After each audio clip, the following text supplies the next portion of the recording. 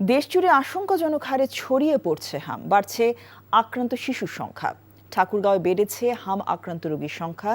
এ পর্যন্ত জেলা 250 শয্যার হাসপাতালে হামে আক্রান্ত হয়ে 9 শিশু ভর্তি আছে। সদর হাসপাতালের পাশাপাশি উপজেলার হাসপাতালগুলোতেও দেখা দিয়েছে হামের সংক্রমণ। রোগীর চাপ সামলাতে হিমশিম খাচ্ছেন চিকিৎসকরা।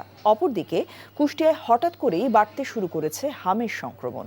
গত কয়েকদিনে হামের উপসর্গ নিয়ে কুষ্টিয়ার 250 শয্যা এবং কুষ্টিয়া মেডিকেল কলেজ হাসপাতাল সহ জেলার বিভিন্ন স্বাস্থ্য কমপ্লেক্সে অন্তত 90 জন রোগী ভর্তি হয়েছে।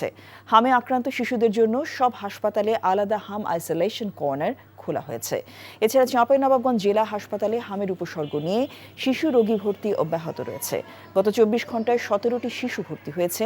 শিশু রোগীর চাপ বেড়ে যাওয়ায় হাসপাতালের বারান্দায় অবস্থান নিয়েছে রোগীরা।